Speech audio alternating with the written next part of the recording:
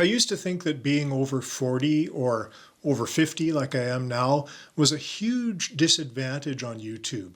I'd scroll through the trending page and I'd see all these 20-somethings with their fantastic editing and their inside jokes, and I just felt old, even out of place. For a while, I desperately tried to keep up. I studied their thumbnails, I copied their titles, and I tried to sort of fake an energy that wasn't mine. I chased all the trends, posting video after video, until I was completely burned out. And my channel, well, it grew some subscribers, but basically, in general, it was kind of a ghost town. My views started to flatline, and I was pretty much convinced I'd missed my shot. In fact, I went way off course and I started trying different videos in different niches, and nothing really stuck, and I just wasn't into it. Then, in a moment of total frustration, I just stopped.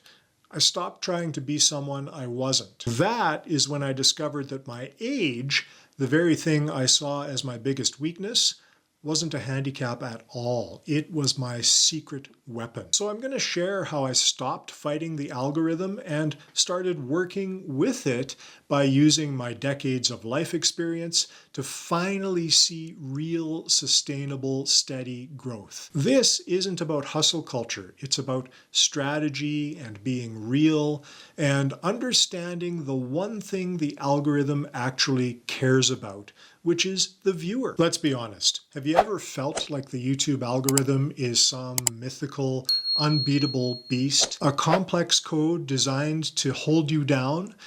Well, that's kind of how I was feeling about it. I pictured these giant, heartless machines deciding who gets views and who doesn't. So my strategy was to outsmart it. I read every article, I tried every hack, and fell for every promise of a secret formula, so to speak, and I stuffed my descriptions with so many keywords that they were barely readable. I wrote clickbait titles that I'm now kind of ashamed to admit didn't really deliver. And what did I get after all that? A few curious clicks, followed by people leaving most of my videos within the first 30 seconds. This whole approach was absolutely exhausting, but more than that, it turned out I was just plain wrong. Here's what I and so many creators get wrong. The algorithm isn't a beast to be slayed. In fact, as YouTube has said many times, the algorithm doesn't focus on videos. It focuses on viewers. Its only goal is to find the right video for the right person to keep them happy and to keep them watching. Think of it as a matchmaking service, not a gatekeeper. Once that clicked for me, everything changed. The algorithm right now in 2025 and moving into 2026 very soon is all about personalization and viewer satisfaction. It looks at what people watch and how long they watch and what they engage with to give them more of what they want. So the problem for me was not the algorithm. The problem was that I was making content for a machine when I should have been making content for a real person, people like you who are watching this. As it turns out, the biggest lie I told myself was that my age was a problem. I thought I had to hide it and try to act younger and pretend that I cared about trends that felt totally alien to me. And that was the fatal flaw in my strategy. I was trying to play a game that wasn't built for me, with rules I didn't understand. The real turning point came when I quit competing and focused on connecting. I took a step back and I took a hard look at what I actually had to offer. And it wasn't slick editing or knowing the latest meme, although I have the skill set for that stuff. It turned out that it really was experience, and it was perspective, and it was a life full of failures and successes and lessons learned. Some of those lessons learned the hard way. And here's the crucial insight for every creator over 40. Your life experience is your niche. In a sea of people giving the same advice, your personal story is the one thing that nobody else has. Modern day YouTube actually loves this. With the algorithm's intense focus on personalization, Unique content is much more powerful than ever because the system is built to connect you with the specific audience that wants to hear exactly what you have to offer. So it's not about getting millions of views from everybody. It's about getting maybe 1,000 views from the right people, or maybe 100 views if you're just starting out. But the point is that it's the people who will subscribe, the people who will engage, and the people who will keep coming back. And if you're driving traffic to some kind of business venture, the people who will join your email list and maybe eventually buy some of your products and services. Incidentally, that's why subscribers don't really matter. I know you need 1,000 subscribers and you need 4,000 watch hours to monetize a YouTube channel with AdSense. But you shouldn't rely on AdSense. I think it's really unpredictable. And if you can instead offer something of value that you can charge for, something you create yourself, you can do much better generating a little bit of revenue for a side hustle or whatever you're doing, or even driving customers to an already existing business. Think about it, whether you've changed careers or raised a family or mastered a hobby over decades, or just navigated life's messy challenges, you have a massive depth of knowledge that a younger creator simply cannot replicate. And that is your unfair advantage. Instead of hiding it, lean into it. And that's when I stopped making videos that just kind of mimicked what other people were doing. Because of course, a lot of the advice from the gurus out there is look at what's working on other people's channels and try to take that and make it your own. Well, I still do that in some ways, but I do that and I bring my many years of experience into the story that I share in the videos. So it's not just a quick list, it actually has some context. And the titles are now much more honest. My content, I feel like, is richer, and for the first time I feel like I'm now creating something real. Once I started embracing my experience, I came up with a new strategy built on 3 pillars that work with the algorithm by focusing completely on the audience. And the first pillar is authenticity over production. I used to stress about perfect lighting and expensive cameras and slick graphics because I thought that's what professional looked like. And I came from broadcasting roots, so I had a certain standard that I felt like I had to meet in my mind, but that's not at all the standard on YouTube or any social media platform for that matter. People care much more about the message and the value that you're bringing than the flashy stuff that's happening on the screen. And I've learned that for a more mature audience in particular, credibility doesn't come from that polish. It comes from being real. They aren't looking for a flashy commercial. They're looking for a genuine connection. So I ditched the complicated setup, although I've got some gear that may be, relatively speaking, a little bit more than what you might be starting with. But I do occasionally film with my smartphone and nothing else now. And some of my content has become much more conversational, and my audience is responding a little bit more. I get more engagement in the comments. And that has gone up, I think, because people feel like they were listening to a friend and not just being lectured by a guru. So I guess my point is, don't let technical perfection stop you. Your message delivered genuinely is far more powerful than 8K footage. The second pillar is value through vulnerability, and it's all about building trust. Younger creators often build their brand on an image of flawless success. Our path is different. Our authority comes from sharing our scars. I started talking openly about my mistakes more and my failed ideas and the times I got it wrong on YouTube and all of that.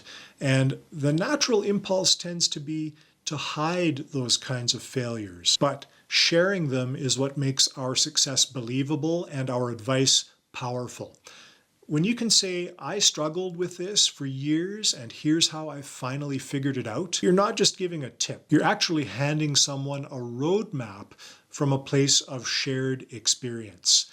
And this builds an incredibly strong bond. Viewers can see themselves in your story and trust your solution because they know you've walked the path. And the third pillar of my strategy is consistency over intensity. And this last pillar is a total rejection of the hustle culture, which leads straight to burnout. The common YouTube narrative is post more, more, more. In fact, you often hear post at least once a week. And I recently saw some information come out suggesting that people who post 2 or 3 or more times a week will grow their channels faster. But honestly, I think that's more of a young person's game. For us, I think a sustainable pace, whatever that looks like for you, is everything. So I stopped trying to churn out 3 mediocre videos a week, and I committed to 1 high value, well thought out video every single week. And sometimes I miss a week or 2 here and there. That's okay. You just have to pick up where you left off and continue on. And this did 2 things. First of all, my content quality went way up. Even though I don't do a lot of fancy editing, people tend to appreciate the simplicity of what I do. And I also had more time to think and to script and to do the simple editing that I do. And second, it started to train my audience. They started to be able to know when they could expect a new video. And it became more of a routine thing for them to watch for it, for those who are dedicated to the channel. And the algorithm on YouTube rewards this kind of consistency. A single, well-made video that people watch all the way through is worth well more than, let's say, 3 rushed videos that people click away from within a minute. It really is a quality over quantity thing. Quality and consistency will always beat sheer volume. Now, if this shift in thinking from fighting the algorithm to serving your audience is starting to click for you, do me a quick favor and hit that like button. It's a small gesture, but it sends a huge signal to me and to YouTube that this message is landing. So what does this evolution actually look like for me? Well, before I made some changes, and you can go back on my channel and you can kind of see where I started making some changes just by the difference in thumbnails.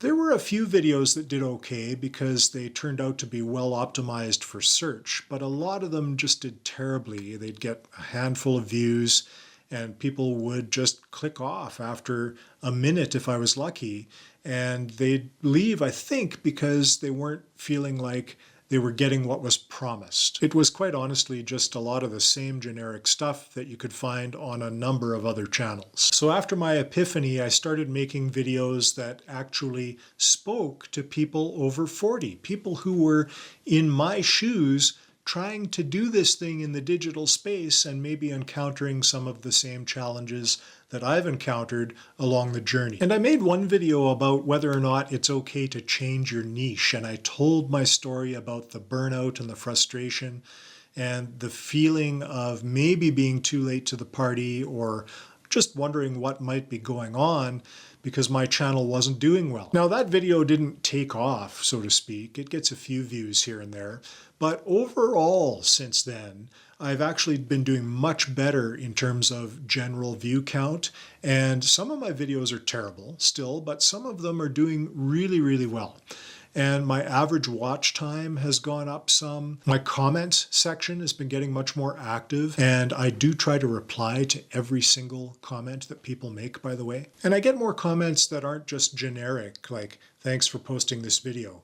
They'll be more like, this is really honest, thanks for sharing, or I really needed to hear this today. And that tells me that my message is resonating. Those are the viewer satisfaction signals that the algorithm is built to find.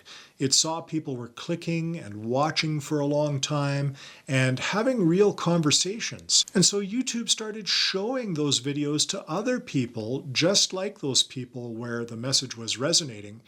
And my subscriber count, which had been kind of stagnant for a long time, finally started to climb up a little bit.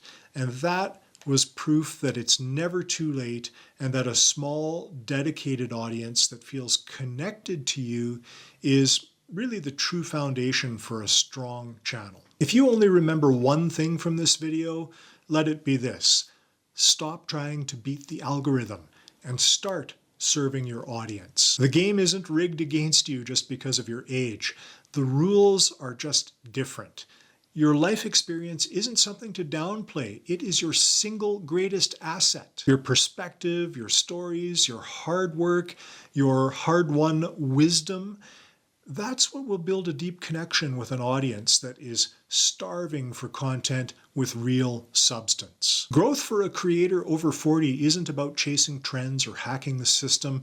It's about having the courage to be yourself. It's about building a community on trust and shared experience. It's about making the content that you and only you are uniquely qualified to create.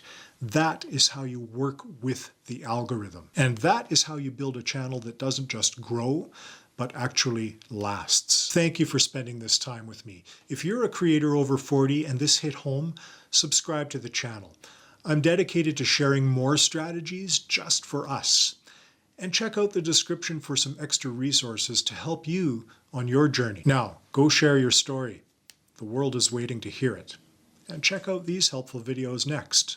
I'll see you there.